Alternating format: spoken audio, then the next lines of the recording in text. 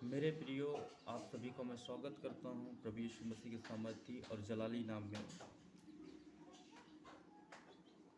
मेरे प्रियो, आपके लिए मैं एक टीचिंग लेकर आया हूँ, एक संदेश लेकर आया हूँ। जितने प्रभु में विश्वास करते हैं, प्रभु के कलामों में विश्वास करते हैं, उनके लिए ज़रूरी एक सूचना है। क्योंकि जब हमारा विरोध होता है,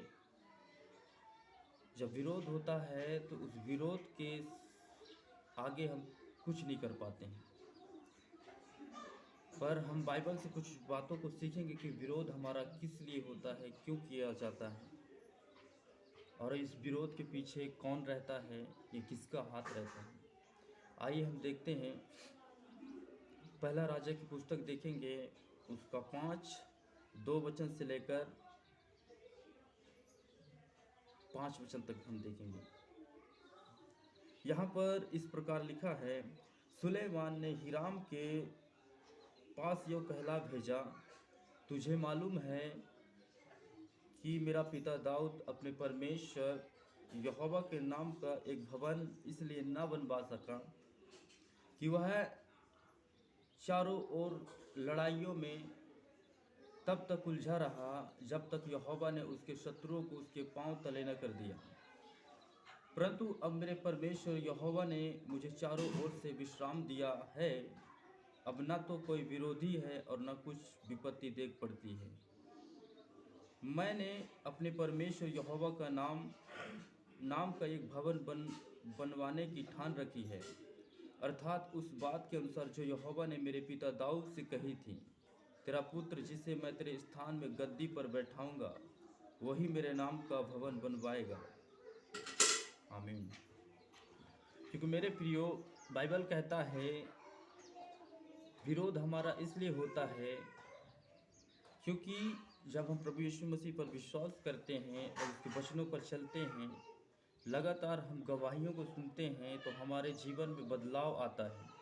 और जब बदलाव आता है तो कुछ कार्य करने के लिए, कुछ कामों को करने के लिए, प्रभु के लिए, उसके राज्य के लिए, उसके कामों को करने के लिए हमारे अंदर एक नई चीज़ें उत्पन्न होती हैं।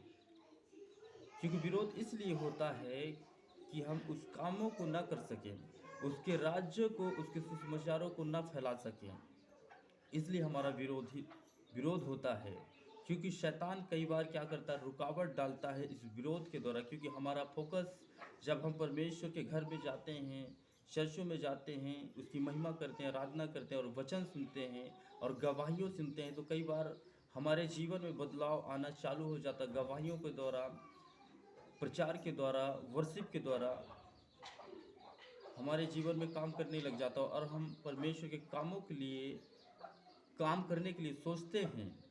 जैसे हम सोचते हैं कि परमेश्वर के लिए मैं ये काम करूंगा, परमेश्वर को मैं सुसमाचार लोगों तक लेकर जाऊंगा, परमेश्वर के लिए मैं ये करूंगा।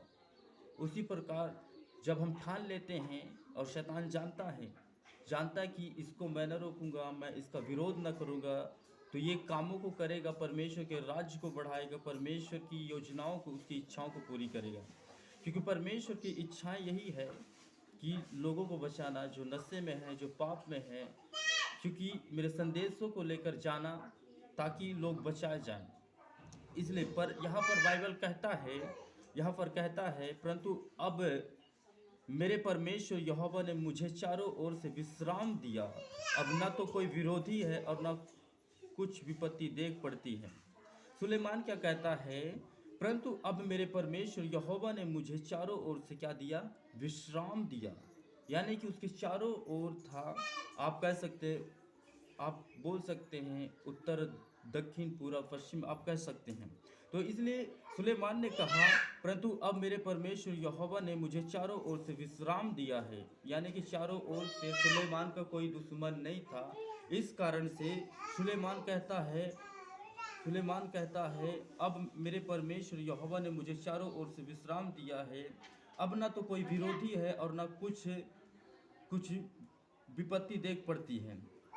क्योंकि सुलेमान ने देख लिया था क्योंकि अब ना मेरे आगे कोई विरोध करने वाला है, ना तो पीछे मेरा विरोध करने वाला है, ना तो दायां ना तो बायां। इसलिए उसने परमेश्वर की योजनाओं को समझा और परमेश्वर की योजनाओं पर उसने काम करना चालू कर दिया। कहता, मैंने अपने परमेश्वर यहोवा के नाम का एक भवन बनाने की ठान रखी है, अर्थात उस बात के अनुसार जो यहोवा ने मेरे पिता दाऊद से कही थी, तेरा पुत्र जिसे मैंने तेरे स्थान में गद्दी पर बैठाऊंगा वही मेरे नाम का भवन बनवाएगा। हालेलुया। क्योंकि हो सकता था ये दाऊद की कॉलिंग थी, पर दाऊद उन लड़ाइयों में उलझा रहा, इसलिए परमेश्वर के भवन को उसने ना बनवा सका। इस कारण से सुलेमान के जीवन को जब देखते हैं तो सुलेमान क्या कहता, परंतु अब मेरे परमेश्वर यहोवा ने मुझे चारों ओर से विश्राम दिया है, अब ना तो कोई विरोधी है और ना कुछ विपत्ति देख पड़ती है। क्योंकि सुलेमान जान चुका था कि अब मेरा ना तो कोई विरोध करने वाला, ना तो मुझे कोई रोक सकता है, ना कोई मुझे उन कामों, जो काम मैं करूंगा उस काम में कोई रुकावट डाल सकता है।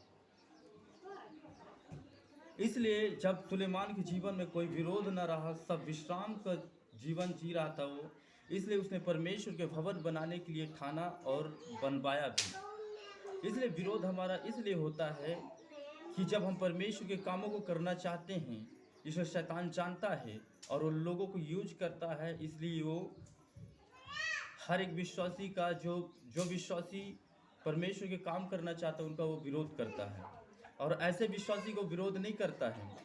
वो ऐसे विश्वासियों को विरोध नहीं करता है, क्योंकि विरोध उन्हीं का करता है जो परमेश्वर की योजनाओं को पूरा करना चाहता है, परमेश्वर की योजनाओं पर चलना चाहता है, वो उसी का विरोध करता है। तो वो हर एक का विरोध नहीं कर सकते हैं। विरोध उन्हीं का होता है जो परमेश्वर की योजनाओं को पूरा करना चाहते हैं। और ऐसे तो बहुत से विश्वासी हैं, लाखों हैं, करोड़ों में हैं, फिर भी उनका विरोध नहीं होता, क्योंकि सब परमेश्वर के लिए काम करना नहीं चाहते हैं। और जो परमेश्वर के लिए काम करना चाहता है, परमेश्वर की योजनाओं को पूरा करना चाहता है, खासकर उन्हीं का विरोध होता है। इसलिए शैतान उन्हें यूज करता है, उनके मोहल्ले के लोगों को खड़ा करता है, उनके पंचायत के लोगों को खड़ा करता है, ताकि शैतान जानता है कि यदि मैं इसे रोकूंगा नहीं तो ये परमेश्वर का राज इस धरती पर आ जाएगा और मेरा राज खत्म हो जाएगा। इसलिए शैतान लोगों को यूज करता है, इसलिए विरोध करता है।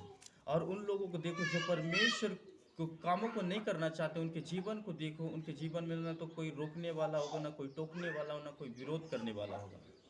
क्योंकि उस समय दाऊद इन लड़ाइयों में उलझा रहा, इसलिए वो परमेश्वर के लिए कुछ सोच नहीं सका। और यहाँ पर सुलेमान कहता है 5:4, पहला राजा 5 और 4 वचन में बहुत ही अच्छी वचन कहा है उसने, परंतु अब मेरे परमेश्वर यहोवा ने मुझे चारों ओर से विश्राम दिया है, यानी कि चारों ओर से अब ना तो कोई विपत्ति है और ना कुछ देख पड़ती है। मैंने अपने परमेश्वर यहोवा के नाम का एक भवन बनवाने की ठान रखी है, अर्थात उस बात के अनुसार जो यहोवा ने मेरे पिता दाऊद से कही थी, तेरा पुत्र जिसे मैंने तेरे स्थान पर गद्दी पर बैठाऊंगा वही मेरे नाम का भवन बनवाएगा। क्योंकि वही लोग परमेश्वर के कामों को कर सकते हैं जो खड़े और अड़े रहेंगे। क्योंकि यदि हम उन विरोधों को देखेंगे तो परमेश्वर के कामों को न कर पाएंगे, उसके राज्य के सुसमाचार के काम न कर पाएंगे। इसलिए आपको समझना है, ये बड़ी गहरी बात है, क्योंकि विरोध हर एक लोगों को विरोध नहीं होता है। विरोध उन्हीं का होता है जो परमेश्वर की इच्छाओं को पूरी करना चाहता है, और परमेश्वर की इच्छाओं को वही लोग पूरे करना चाहते हैं जब परमेश्वर का आत्मा आपके अंदर है, तभी आप परमेश्वर की इच्छाओं को पूरी करना चाहते हैं। तो मेरे प्रियो, मैं इस वचन को यहीं पर समाप्त करूंगा, और आपको इस वचन को समझना है और चलना है कि हमारा विरोध किस लिए होता है। तो इसलिए उन विरोधों को मत देखें, उन चीज़ों को मत देखें, ताकि आप परमेश्वर की योजनाओं को पूरा न कर सकें। इसलिए मैं जितने इस वचन को सुनते और देखते हैं उनके लिए मैं प्रार्थना करता हूँ। खुदाबंद में तेरे दास होने के नाते पिता मैं प्रार्थना करता हूँ यीशु मसीह के नाम में प्रभु जी, जो इस वचन को सुने प्रभु उनके जीवन को बदल खुदाबंद यीशु मसीह के नाम में प्रभु। और खुदाबंद तेरा राज आए प्रभु जी, तेरी इच्छा जैसे स्वर्ग में पूरी होती खुदाबंद वैसे इस पृथ्वी में पूरी हो। खुदाबंद तेरे राज्य में ना कोई दुख है, ना कोई कांटे हैं, ना कोई रोना है, ना कोई बीमारी है। हाँ खुदाबंद मैं तेरे राज्य को चाहता हूँ यीशु मसीह के सामर्थ्य नाम में प्रभु जी।